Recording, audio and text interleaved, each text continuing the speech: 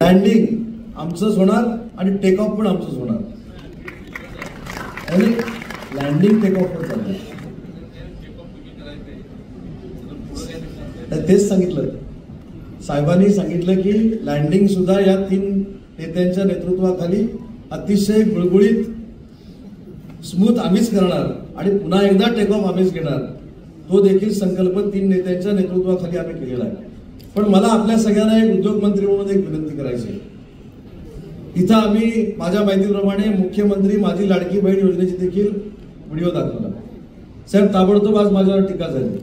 उद्योग विभागामध्ये हे किती बालिश लोक आहेत काही. उद्योग विभागामध्ये मुख्यमंत्री माझी लाडकी बहीण योजनेचा व्हिडिओ का दाखवला. यांच्या अकलेचे खरोखरच तारे हे जे तोडताय. मी आजच्या पत्रकार परिषदेमध्ये सांगितलं की माझ्या महिला भगिनीनं त्यातले 1000 रुपये जर मेडिकल स्टोअरमध्ये खर्च केले तर मेडिकल स्टोअरवाल्याला नक्की फायदा झाला. पण मेडिकल स्टोअरमध्ये जी औषधं बनतात ती आमच्या फार्मा पॉलिसीप्रमाणे बनतात, फार्मा पार्कमध्ये बनतात. त्याच्यामुळे फार्मा पार्कमध्ये आमचा उद्योजक गोळ्या बनवतो म्हणून त्या मेडिकल स्टोअरमध्ये येतात आणि म्हणून त्यात 1500 रुपयाचा उपयोग हा आमच्या उद्योजकांना देखील होतोय. हा त्याच्यातनं सांगण्याचा प्रयत्न आहे.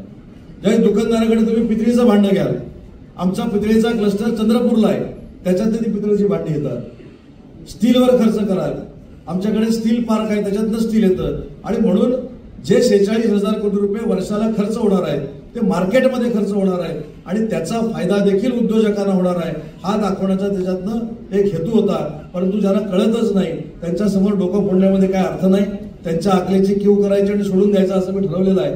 पण आजच ठरवले साहेब की मी पण आता दररोज 8:30 वाजता पत्रकार परिषद घेणार आहे. 9:30 वाजता पत्रकार परिषद घेतल्यानंतर फेमस होतो असं जर कोणाला वाटत असेल तर त्याच्या अगोदर आता मी 8:30 वाजता घेणार आहे. पण मी त्यांच्यासारखं घाणेरडं काय बोलणार नाही.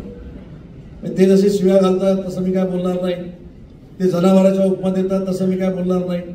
पण या 8:30 वाजताच्या प्रेस कॉन्फरन्समध्ये महायुतीनं नक्की काय केलंय हे सांगण्याचा प्रयत्न आमच्यासारखे सगळे आता मंत्री करणार आहेत. आणि म्हणून मला एवढंच सांगायचं आहे की काही लोक त्या 9:30च्या प्रेस कॉन्फरन्सवर आपलं मत बनवत असतात.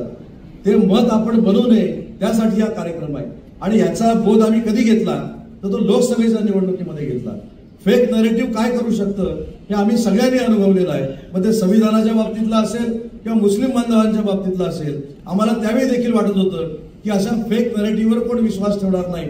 पण जास्त वेळा जेव्हा बोलतात, रेटून जेव्हा बोलतात तेव्हा तो परिणाम समोरच्यावर होत असतो हे लक्षात आल्यानंतर उद्योग विभागावर उगाचच आरोप प्रत्यारोप जर कोण करणार असतील तर त्यांना पुराव्यानिशी उत्तर द्यावं हाच या कार्यक्रमाचा हेतू आहे.